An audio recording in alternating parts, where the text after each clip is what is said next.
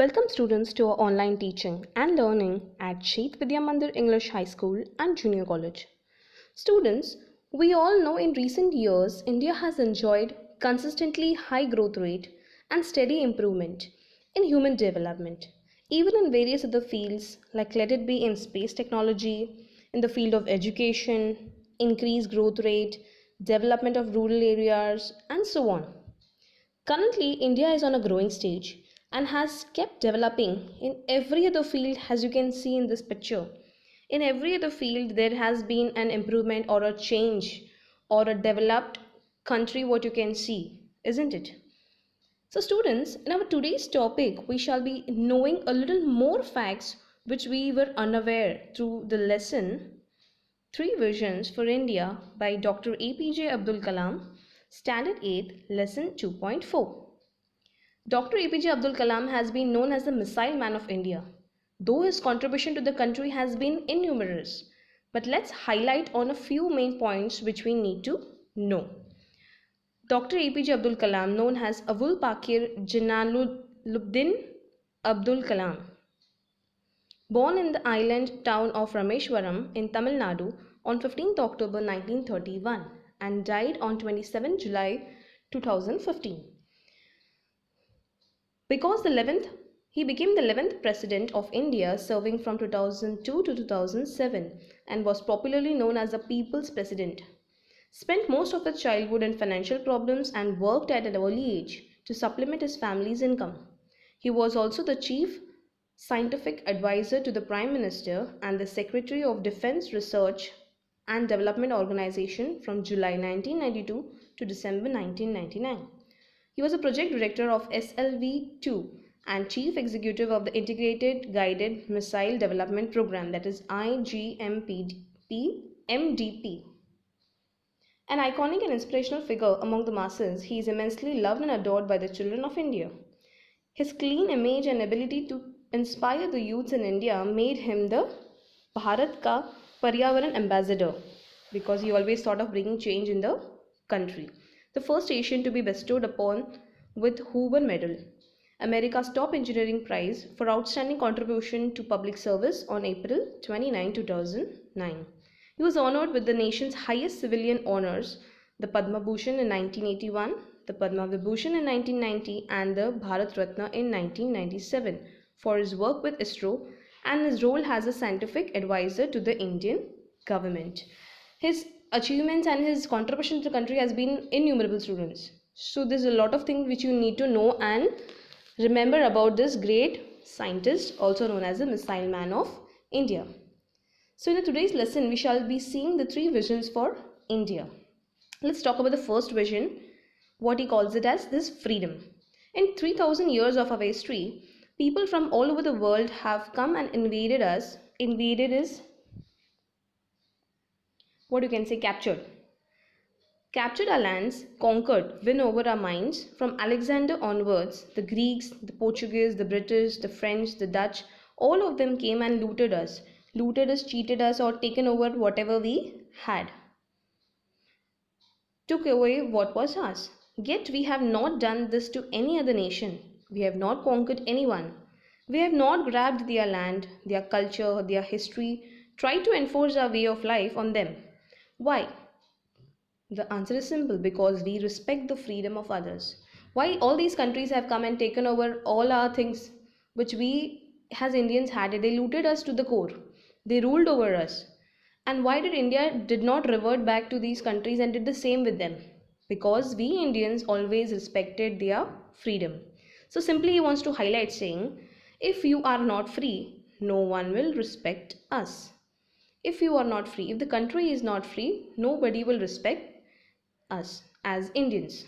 So he says, I believe that India got its first vision of this in 1857,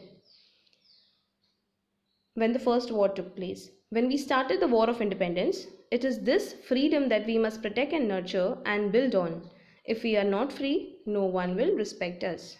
If our country is not free from all these barriers and from all these troubles, we will not be getting the respect what we owe to get it. So that is the first vision he sees is freedom. The country should get completely free. Let's look into the next part. There's the next freedom, next vision. His second vision for India is development. For 50 years, we have been a developing nation.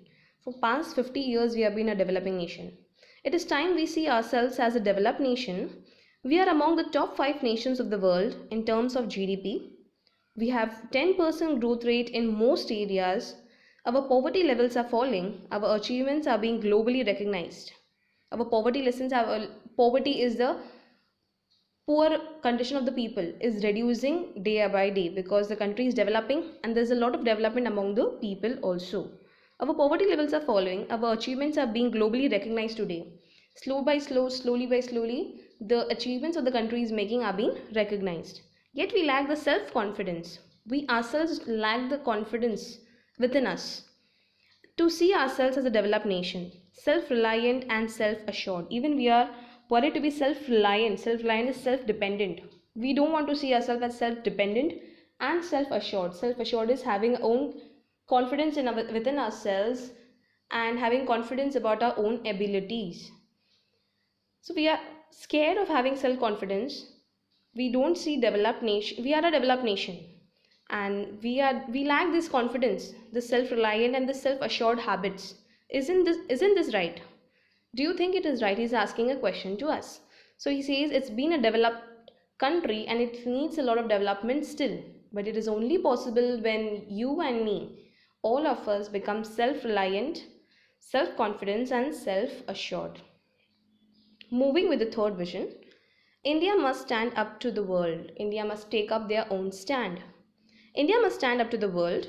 Unless India stands up to the world, no one will respect us. If we don't stand by ourselves, no one will recognize us.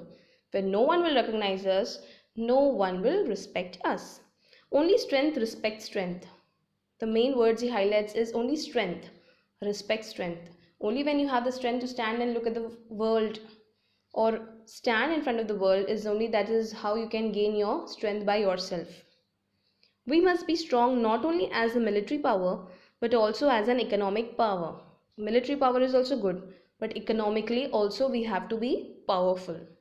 Both must go hand in hand. These both features must go hand in hand. So here we saw the three highlights of the three visions. Now other points which we need to highlight or understand from his sayings of Dr. APJ Abdul Kalam is what? Firstly, in media's obsession with bad news, failures and disasters. He also ponders on these points. Dr. Kalam wonders how the media in India could be so negative. You all must be knowing the media. The mass media, what we see, the televisions, what we see, the media is always giving us negative points. Giving the example of Dr. Sudarshan, who has transferred the tribal village into a self-sustaining, self-driving unit. He gives example of Dr. Sudarshan, who he has transferred the tribal villages. Tribal are the typical rural areas into a transforming self-sustaining, self-driving unit. They are self-sustaining, they are remaining by themselves, they are surviving by themselves, and they are even sustaining it. They are providing their own needs by themselves. Dr. Kalam says that there are millions of such achievements in India, but our media is only focusing, only highlighting with the bad news and failures and disasters. If you open a newspaper, you will get to see only bad news. There's hardly any new news or any good news which they want to highlight. The media does that. He also shares in Tel Aviv, where Guri killings, deaths and bombardments take place every now and then. In Tel Aviv is a place where these Guri killings, Guris are the ones involving bloodshed and violence, the ones who want to attack or ones who wants to fight. Deaths and bombardments are putting up bombs or military power is being shown over here, takes place every now and then. The front page of the newspaper had a picture of a Jewish gentleman who in 5 years had transformed his desert land into an orchid and a granary, a storage house. It was this inspiring picture that everyone woke up to. So if the newspaper has a front image or a front page showing the achievements what the people have done in the world, in the country or in the state, if the beginning of the page of the newspaper is something which is very good to know, we get an inspiration. And that's how the people over there inspire with these good news is what they see on the front page of the news. A few more highlighting part of the story we shall see in our next video. I hope you have enjoyed. Thank you.